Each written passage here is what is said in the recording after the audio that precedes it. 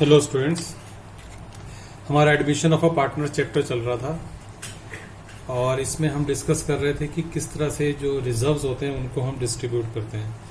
इनमें एक थोड़ा सा कंफ्यूजिंग रिजर्व होता है, that is called investment fluctuation reserve. Last video में हमने वर्कमैन कंपनसेशन रिजर्व को डिस्कस किया था। इस वीडियो में हम कर रहे हैं इन्वेस्टमेंट फ्लक्चुएशन रिजर्व को डिस्कस। तो क्वेश्चन एक फुल फ्लेज क्वेश्चन करते हुए इन्वेस्टमेंट फ्लक्चुएशन रिजर्व की प्रॉब्लम आ सकती है, तो इसको थोड़ा ध्यान से समझें। सपोज ये बैलेंस शीट है, ए बी पार्टनर है, 1:1 में दोनों डिवाइड करते हैं, इक्वल पार्टनर है। 31 मार्च 2020 साल एंड हुआ, this is the balance sheet of A and B. इस बैलेंस शीट में हम देखें तो इधर इन्वेस्टमेंट फ्लक्चुएशन रिजर्व दिया हुआ है। ये इन्वेस्टमेंट फ्लक्चुएशन फंड के नाम से भी हो सकता है, both are the same thing. और इधर हमारी इन्वेस्टमेंट दी हुई है 6 लाख। पहले तो ये समझिए ये इन्वेस्टमेंट फ्लक्चुएशन रिजर्व होता क्या है। देखो, बिजनेस का पैसा हमने बाहर इन्वेस्ट किया हुआ है, किसी दूसरी कंपनी के शेयर्स में लगाया हुआ है या गवर्नमेंट बॉन्ड्स में या म्यूचुअल फंड्स में हमने इन्वेस्ट किया हुआ है, जिनकी मार्केट वैल्यू बढ़ती या घटती रहती है।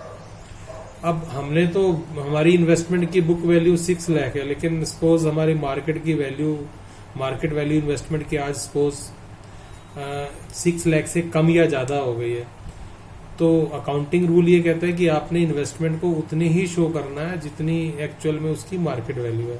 तो इन्वेस्टमेंट में जो भी मतलब इंक्रीज या डिक्रीज होगा, that will be covered from this investment fluctuation reserve. अगर इन्वेस्टमेंट के बढ़ने से फायदा होता है तो वो फायदा इस रिजर्व में चला जाता है। इसी तरह कभी मार्केट वैल्यू इन्वेस्टमेंट की कम होने से जो नुकसान होता है तो वो नुकसान भी यहीं से कवर होता है। और कभी इस तरह की सिचुएशन हो जाए कि मार्केट वैल्यू इन्वेस्टमेंट की बहुत ज्यादा कम हो जाए और ये पूरा रिजर्व यूटिलाइज हो जाए लेकिन फिर भी कवर अप ना हो, तो फिर वो हमारा लॉस होता है, उसको फिर पार्टनर्स अपने कैपिटल से रिकवर करते हैं। तो किस तरह से इन्वेस्टमेंट को हमें ट्रीट करना है वो डिफरेंट केसेस क्वेश्चन में हो सकते हैं, तो मैं 1 बाय 1 उनको डिस्कस कर रहा हूँ। मान लिया सपोज फर्स्ट केस में ले रहा हूँ कि कोई भी इंफॉर्मेशन हमें regarding the market value of investment is not given, कुछ नहीं दिया हुआ हमें, तो फिर ये सारा रिजर्व पार्टनर्स का है, पार्टनर्स के प्रॉफिट है। The whole reserve will be distributed among the partners like a simple general reserve. Entry बन जाएगी investment fluctuation reserve account debit, क्योंकि क्रेडिट बैलेंस है, डेबिट हो गया, to old partners capital account. Old ratio में 1:1 है, जैसे यहाँ हमारी, उसमें ये डिस्ट्रीब्यूट हो जाएगा 50,000। सेकंड केस में ले रहा हूं कि अगर मार्केट वैल्यू इन्वेस्टमेंट की सपोज 5,90,000 है। अब देखिए हमारी इन्वेस्टमेंट 6 लाख शो हो रही है, इन्वेस्टमेंट का डेबिट बैलेंस होता है। अगर हमें इन्वेस्टमेंट को 590 पे लेके आना है तो हमें इन्वेस्टमेंट को क्रेडिट करना पड़ेगा 10,000 से, और वो 10,000 हमें यहां से रिकवर करने पड़ेंगे इन्वेस्टमेंट फ्लक्चुएशन रिजर्व से। इधर हमारी इन्वेस्टमेंट 10,000 कम हो जाएगी, इधर हमारा इन्वेस्टमेंट फ्लक्चुएशन रिजर्व कम हो जाएगा। क्रेडिट बैलेंस कम होता है, डेबिट हो गया, और डेबिट बैलेंस कम होता है, क्रेडिट हो गया। तो एंट्री बनेगी investment fluctuation reserve account debit हो जाएगा टू इन्वेस्टमेंट 10,000, और जो रेस्ट 40 है that will be divided among the partner. Old ratio 1:1 है, उसमें डिवाइड हो जाएगा। एंट्री बनेगी investment fluctuation reserve account debit to investment, to A's capital, to B's capital.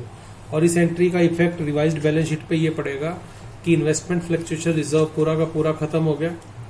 Investment जो 6 लाख की थी अब 590 की रहेगी, क्योंकि 10,000 से क्रेडिट कर दिया, और वो जो 40,000 से उनसे ए और बी की कैपिटल बढ़ गई, क्रेडिट हो गई।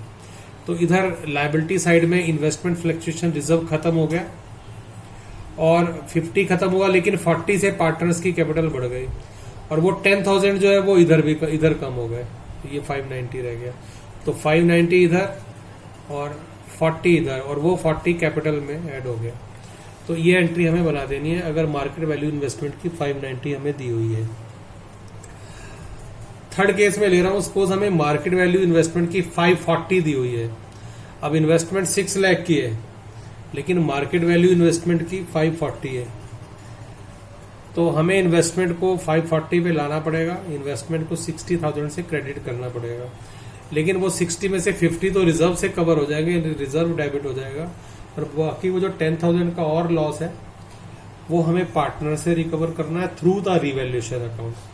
तो एंट्री बनेगी investment fluctuation reserve account debit, 50 cancel हो गया, रीवैल्यूएशन अकाउंट डेबिट 10,000, नुकसान है हमारा, डेबिट हो गया, रीवैल्यूएशन लॉसेस डेबिट होती हैं।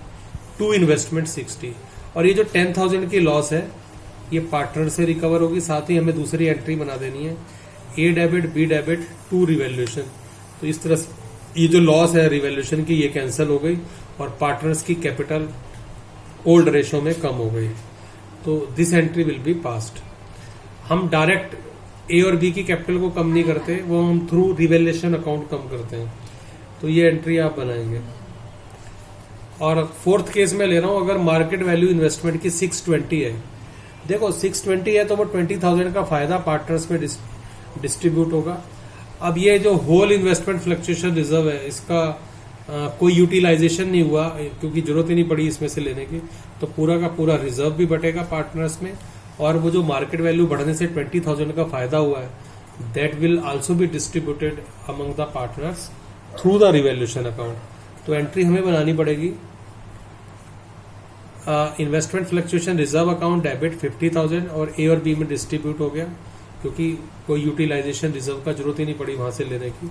और वो जो 20,000 का फायदा है हमारा, उससे हमारी एंट्री क्या बनी, देखिए इन्वेस्टमेंट को अब हमें 620 करना है, बढ़ाना है, तो इन्वेस्टमेंट अकाउंट डेबिट हो गया और रिवैल्यूएशन अकाउंट क्रेडिट हो गया, और ये फायदा जो रिवैल्यूएशन का था ये ए और बी में ओल्ड रेशो में डिस्ट्रीब्यूट हो गया।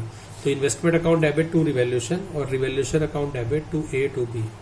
तो इस तरह से हमें इन्वेस्टमेंट फ्लक्चुएशन रिजर्व को ट्रीट करना है। मार्केट वैल्यू जैसी भी दी है उसके अकॉर्डिंग हमें इन्वेस्टमेंट को मार्केट वैल्यू के अकॉर्डिंग ले आना है थ्रू द रिजर्व। और अगर रिजर्व कम रह गया, मार्केट वैल्यू ज्यादा कम हो गई, तो वो लॉस पार्टनर्स में डिस्ट्रीब्यूट होगा थ्रू द रिवैल्यूएशन। लेकिन अगर मार्केट वैल्यू बढ़ गई तो वो फायदा भी थ्रू द रिवैल्यूएशन पार्टनर्स में डिस्ट्रीब्यूट होगा, and then the whole reserve will be transferred in partners capital account. तो क्वेश्चन की लैंग्वेज के अकॉर्डिंग आपने एंट्री बना लेनी है। अब इन्वेस्टमेंट फ्लक्चुएशन रिजर्व से रिलेटेड ये क्वेश्चन हमारी बुक में, इनको ट्राई करना। 4.59 पेज पे इलस्ट्रेशन 56, 57, 58 प्रैक्टिस क्वेश्चन है इन्वेस्टमेंट फ्लक्चुएशन रिजर्व के। और प्रैक्टिकल क्वेश्चंस की बात करें तो पेज 4.151 पे 56, 57, 58 इन क्वेश्चंस को कर लेना। Thank you students, thank you so much.